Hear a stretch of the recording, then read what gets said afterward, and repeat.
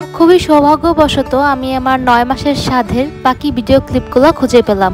আমি ভেবেছিলাম যে সাধের ভিডিও ক্লিপগুলো মেবি ফোনে নেই। হঠাৎ করে ফোন চেক করে সব ঘেটে ঘুটে দেখলাম যে না, পেয়েছি, অনেকগুলো ভিডিও ক্লিপ পেয়েছি। ভাবলাম যে সেগুলো দিয়ে একটা ব্লগ করে রাখি। আফটার অল অনেক অনেক স্পেশাল একটা স্মৃতি বলে কথা। আমার খুব খুশি লাগছিল ভিডিওগুলো খুঁজে পেয়ে। তো এগুলো ছিল আমার সাধের প্রিপারেশন। আমার মা বাবা বসে বসে হচ্ছে মুড়ির মোয়া বানাচ্ছে। হিন্দু ধর্মের সাধের অনেক রকম নিয়ম থাকে, অনেক কিছু দেয়। তো আমাদের মধ্যে হচ্ছে বিভিন্ন রকমের পিঠা, পায়েস, তারপর হচ্ছে মুড়ির মোয়া, চিড়ার মোয়া, নাড়ু, অনেক কিছু দেয়। তো আমার বাবা নিজের হাতে মুড়ির মোয়া বানাচ্ছিল, মাও বানাচ্ছিল, একসাথে হেল্প করছিল। প্রতি বছরই যখন মোয়া বানানোর সময় হয় মা বাবা দুজনে মিলে বানায়। তো সেদিনও বানাচ্ছিল, আমি একটু ভিডিও করে নিচ্ছিলাম। এছাড়া আরও নানান রকমের আয়োজন তো আছেই। সৌভাগ্যবশত কয়েকটা ক্লিপ পেয়েছি আর দুর্ভাগ্যবশত কয়েকটা ক্লিপ পাইনি। আমার মনে আছে আমি ওই দিনের অনেকগুলো ভিডিও করে রেখেছিলাম কি কি আয়োজন ছিল। অনেকগুলো ক্লিপই খুঁজে পাচ্ছি না, কারণ প্রিয়ম হওয়ার আগের ভিডিও ক্লিপগুলো ছিল। সো অনেকগুলো পেয়েছি, অনেকগুলো পাইনি। আর দেখা গিয়েছে তখন খুব ইমার্জেন্সি টাইমিং ছিল, আমার সাধের পরপরই আমার ছেলে হয়ে গিয়েছিল। তো আমি একাও থাকতাম না, সারাক্ষণ আমার সাথে কেউ না কেউ থাকতো। তো আমি ভয়েস ওভার দিতে পারিনি, তাই তখন ভিডিওগুলো আপলোডও করা হয়নি। তো আমার বড় মাসিমণি নারায়ণগঞ্জ থেকে চলে আসে আমার স্বাদ উপলক্ষে। আমার জন্য হচ্ছে নারিকেল আর দুধের তৈরি নাড়ু বানিয়ে, এটা আমার খুবই পছন্দের। মাসিমণির হাতের এই নাড়ুটা সবচাইতে বেস্ট, আমার খাওয়া বেস্ট। তো উনি আমার জন্য নিয়ে আসে। তো আমি ভিডিও করছিলাম দেখে মাসিমণি একটু প্লেটে সাজিয়ে দেয়, বলে নাও এই সুন্দর করে তখন ভিডিও করো। তো যাই হোক, স্বাদের পর্বে আসা যাক। তো আমি সাজুগুজু করে রেডি হয়ে গিয়েছিলাম। আমি নিজেই বাসাতেই সাজি। জাস্ট হচ্ছে বাসা নিচে পার্লারে গিয়ে আমি একটু শাড়িটা পরে আসি। আর এই যে গয়নাগাটি পরেছি, আমার সব গয়নাগাটি আমার মায়ের গয়নাগাটি। আমার অনেক দিনের শখ ছিল আমি আমার মায়ের গয়নাগাটি পরে একদিন সাজুগুজু করব। ছোটবেলা থেকে যখনই মাকে দেখতাম সাজুগুজু করে শাড়ি পরে গয়নাগাটি পরতো, কি সুন্দর লাগতো। তো ভাবতাম যে আমরা কবে বড় হয়ে এরকম মায়ের মতো করে শাড়ি পরে গয়নাগাটি পরবো। তো আমার স্পেশাল দিনটা আরও বেশি স্পেশাল হয়ে গিয়েছিল। মাও খুব খুশি, বলছিল এটা পর সেটা পর, আরও জিনিসপত্র পর। তো যতটুকু সম্ভব আমি পরেছি। আর আসলে তখন শরীর ভারী হয়ে গিয়েছিল, তাই অনেকটা সাফোকেটেডও লাগছিল সেদিন, আমার মনে আছে। আর যেহেতু অনেক প্রিপারেশন ছিল, স্বাদের জন্য একটু দেরিও হয়ে গিয়েছিল, অনেক ক্ষুধা পেয়ে গিয়েছিল। তো আমি সাজগোজ করে এসে বসে পড়ি। আমাদের স্বাদের মধ্যে হচ্ছে পূর্ব দিক না কোন দিক নিয়ম মেনে আর কি বসাতে হয়, মাটিতে বসতে হয়। কোনো রকম কোনো টেবিলে বা এগুলোতে বসা যাবে না। তো মা মাটিতে বসতে দেয়, সবাই মিলে বসে পড়ে। দেন 5 জন সধবা মহিলা, যাদের হাজব্যান্ড আছে, হিন্দুরা হয়তো বুঝতে পারবে সধবা বলতে কি মিনিং বোঝায়। তো যাদের হাজব্যান্ড আছে সধবা মহিলা, তারা 5 জন এসে জোগাড় দিয়ে তারপর আমাকে এক থালা পায়েস খেতে দেয়। এটা একটা রিচুয়ালস। আমি আবার বলছি, হিন্দুদের মধ্যে অনেক রকমের নিয়ম আছে। এক এক জেলায় এক এক রকমভাবে নিয়ম, এক এক রকমভাবে স্বাদের অনুষ্ঠান করে থাকে। যেমন আমার শ্বশুরবাড়িতে আবার স্বাদই নেই, তাই শুধুমাত্র শ্বশুরবাড়িতে জাস্ট একটা ফাংশন করেছিলাম। বাবার বাড়িতে যেহেতু নিয়ম আছে, মা একদম প্রপারলি নিয়ম করে সব কিছু করে। তো এই পায়েসটা যখন রান্না করা হয়, এটাতে এই যে উপরে দুর্বা দেওয়া হয়, এটারও একটা নিয়ম আছে। এটা দেখে তারা জেন্ডার নির্ধারণ করতে পারে নাকি, যে ছেলে হবে না মেয়ে হবে। যাই হোক, এটা হচ্ছে ওদের বড়দের কথাবার্তা। তো আমাকে সবাই এসে ধান দুপা দিয়ে আশীর্বাদ করছিল। এটা হচ্ছে আমার মা আমাকে ধান দুপা দিয়ে আশীর্বাদ করছিল। এই মোমেন্টসগুলো আসলে সত্যিই অনেক স্পেশাল, একটা মায়ের জন্য, একটা মেয়ের জন্য। মায়েরা যে কত খুশি হয় তা আসলে ভাষায় প্রকাশ করার মতো না। আমি ভিডিওগুলো পেয়ে সত্যিই আমার এখন অনেক বেশি আনন্দ হচ্ছে ভয়েস ওভার দিতে গিয়ে, যে এগুলো খুঁজে পেয়েছি। তো আমাকে বড়রা সবাই মিলে আশীর্বাদ করছিল, যে যার মতো আমাকে উপহার দিচ্ছিল, আশীর্বাদ দিচ্ছিল। সবাই মিলে আমাকে একটু একটু করে মিষ্টান্ন মুখে দিয়ে দেয় বা মিষ্টি মুখে দিয়ে দেয়। ওই দিন এই পায়েসটা এত মিষ্টি ছিল, বলার মতো না। আমার খেতে অনেক কষ্ট হয়, আমার মনে আছে। তারপরও খেতে হবে। এই এক থালা পায়েস পুরোটা শেষ করতে হয়। আমার পুরোটা যদিও একা খেতে হয়নি, শেষে আমার সাথে আন্ডা বাচ্চা সবাইকে বসায় দেওয়া হয়। সবাই মিলে ঝেলে খায়, কেউ খেতে চায় না, জোর করে খাওয়ানো হয়। তো এটা হচ্ছে আমার আরেকটা দিদি, আমার বড় বোনের ননা, শুনিও এসে আমাকে পায়েস খাওয়াই দেয়। দেন এখানে আমার মা আবার আসে আমাকে পায়েস খাওয়াই দেওয়ার জন্য। মা বলে, আরে তোর মুখে তোমার মিষ্টি এতে মনে নাই। আসলে ওই যে বললাম না, মায়েদের খুশি বলার মতো না, অনেক বেশি এক্সাইটেড থাকে। তো মা এসে একবার পায়েস মুখে দিয়ে দেয়। আচ্ছা, আমি আবার দেখাবো। আমার মা আবার আমার কাছে আসে বাবাকে নিয়ে, আবার ধান দুব্বা দেয়, পায়েস খাওয়ায়। আচ্ছা, আমি এটা দেখাবো নেক্সট ভিডিওতে, আসতেছে সামনে। তো সবাই বসে বসে আমাকে ধান দুব্বা দিচ্ছিল, আশীর্বাদ করছিল, ছবি তুলছিল।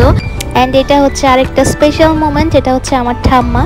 আমার ঠাম্মা আমাকে আশীর্বাদ করছিল, পায়েস খাওয়াই দেয়। আসলে অনেক বয়স হয়েছে আমার ঠাকুমার, মোটামুটি 100-র কাছাকাছি, 100 হয়নি এখনও, 100-র কাছাকাছি। তারপরে ভগবানের কৃপায় উনি এখন অনেক শক্তপোক্ত। সবাই আশীর্বাদ করবেন যাতে আমার ঠাকুমা সুস্থ সবল থাকে। উনি নাতির ঘরে পুঁতি দেখেছেন, উনি অনেক আগেই দেখেছেন, যদিও আমার ঠাকুমা অনেক ভাগ্যবান। তো যাই হোক, এই হচ্ছে আমার মা বাবা এসে আমাকে আশীর্বাদ করছিল। এই দিনটা মা বাবা দুজনের জন্যই অনেক স্পেশাল একটা দিন, মেয়ের এত বড় একটা দিন। আমার বড় বোনের সাধের সময় মা বাবা চিটাগাং গিয়ে সাধ দিয়ে এসেছিল, আর এইবার আমার বাসায় করে, মানে বাবার বাসায় বসে করে আর কি। তো এই যে ওনারা হচ্ছে আঙ্কেল আন্টি, আমার বাবার ফ্রেন্ড আর ফ্রেন্ডের ওয়াইফ। আর এটা হচ্ছে আমার বড় মাসিমণি, আমার আরেকজন মা, ছোটবেলা থেকে আমাকে একদম কোলে পিঠে করে মানুষ করে।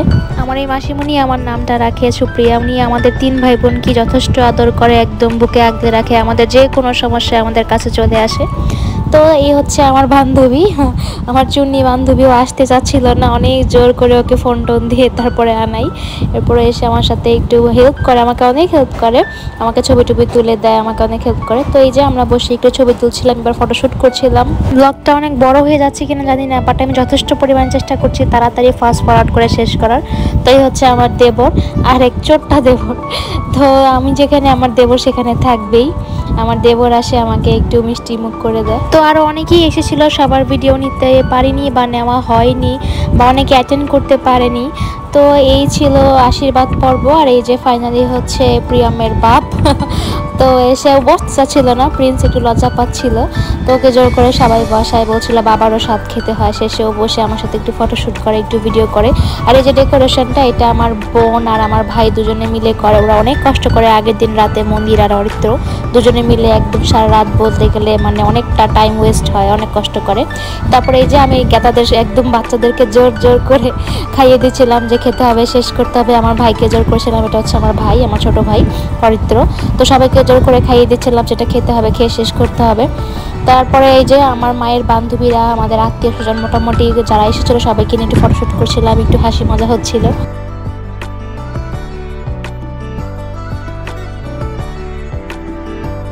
ওকে, দেন আসে স্বাদের মেন খাবারের পর্ব।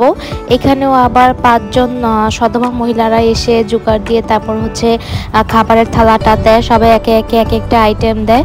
আমাদের স্বাদের মধ্যে কখনো কোনো মাংসের আইটেম করা হয় না, যত পদের মাছ দেওয়া যায়, মাছ ভাজা সবজি সব কিছু দেওয়া যাবে, কিন্তু কোনো মাংসের আইটেম দেওয়া যাবে না, এটা একটা নিয়ম। তো যাই হোক, এই ছিল আমার স্বাদের আয়োজন। মা, তারপর হচ্ছে দিদি, তারপর অনেকে মিলে রান্না বান্না করে আয়োজন করে সাজগোজ করিয়ে দেয় থালাগুলো। তো এখানে ওই খাবারগুলো একদম সব বাচ্চা কাচ্চা নিয়ে বসতে হয়, তো ওইগুলো কোনো খাবার ফেলা যাবে না, মানে সব কিছু একদম প্রপারলি খেয়ে শেষ করতে হবে। তো আমার পক্ষে খাওয়া একদমই পসিবল ছিল না। তো প্রথম যেটা নিয়ম ছিল যে সব কিছু থেকে একটু একটু করে নিয়ে 3 বার মুখে দিতে হবে। তো আমি সব কিছু থেকে একটু একটু করে নিয়ে 3 বার করে মুখে দিয়ে আগে ফার্স্টে নিয়মটা স্টার্ট করে দিই। আর এখানে আমার আশেপাশে সব বাচ্চা কাচ্চাদেরকে বসিয়ে দেওয়া হয় যে তোরা ওকে হেল্প করবি, সব কিছু খেয়ে শেষ করতে হবে। তো আমি সবাইকে বলছিলাম যে আমার সাথে হেল্প করবা, আমাকে আমার সাথে খেতে হবে।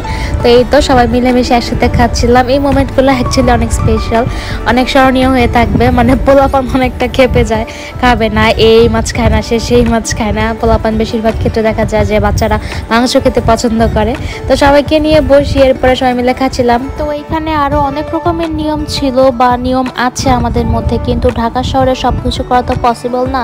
তো যতটুকু পসিবল আমার মা ততটুকুই করেছে, এছাড়া অত কিছু জোগাড়ও পাওয়া যায় না। গ্রামে হলে সব কিছু পাওয়া যায়, বা গ্রামের বাড়িতে সবাই মিলে অনেক নিয়ম কানুন করে। তো এখানে খাওয়া শেষে মা বলে দেয় যে একদম যখন থালটা একদম পরিষ্কার হয়ে যাবে, এরপর থালাটা নিয়ে যেখানে থালা বাসন রাখা হয় বা পরিষ্কার করার জন্য রাখা হয়, এখানে নিয়ে গিয়ে একদম উল্টে তারপর রেখে আসতে, আর ওখানে পেছনে ফিরে না তাকাতে। এটাও একটা নিয়ম মেবি। তো এরকমভাবে বলে, আমি ওরকমভাবেই করি, অতটুকুই নিয়ম করা যায় আর কি, যতটুকু করা পসিবল অতটুকুই করা হয়। তো আমি এখানে বসে খাচ্ছিলাম, আর এই যে খাইয়ে দিচ্ছিলাম সবাইকে, আমার বান্ধবী খাচ্ছিল। তো এই হচ্ছে আমার স্বাদের ব্লগ। আমি অনেক বেশি খুশি আজকে ব্লগটা করতে পেরে, কারণ এটা আমার একটা অনেক বড় মেমোরি হয়ে থাকবে। আমার যখন মন চাইবে আমি খুলে দেখতে পারবো আমার পেজে। এখন মনে পড়ছে যে ওই দিন সবাই অনেক ইন্সপায়ার করছিল খাওয়া দাওয়া নিয়ে, ইভেন আঙ্কেল, তারপর হচ্ছে আমার মাসিমণি, মা, দিদিরা সবাই বলছিল এইভাবে খেতে হয়, এভাবে খেতে হয়, মুখ বেশি বড় করে খাওয়া যায় না, তাহলে বাচ্চার মুখের হা বড় হবে, ছোট ছোট করে খেতে হয়। মানে কত কথা, কত নিয়ম কানুন, এগুলো নিয়ে সবাই খুব হাসাহাসি করছিল, বিশেষ করে প্রিন্স ওরা, কারণ ওদের যেহেতু নিয়ম নেই, ওরা এগুলো দেখেনি, প্রিন্স ফার্স্ট টাইম এরকম নিয়ম কানুন দেখে। তো এগুলো আনন্দের মুহূর্ত হয়ে থাকবে আমার জন্য। আজকে ব্লগটা আমি জানি না এখানে প্রেজেন্ট যারা ছিল তারা সবাই দেখবে কিনা, যদি দেখে থাকে আমি সবাইকে অনেক অনেক থ্যাংক ইউ বলবো আমাকে এত হেল্প করার জন্য, ওই দিন উপস্থিত থাকার জন্য, এত আনন্দপূর্ণ একটা দিন দেওয়ার জন্য। আজকে ব্লগটা এখানে শেষ করছি, সবাই ভালো থাকবেন, টাটা।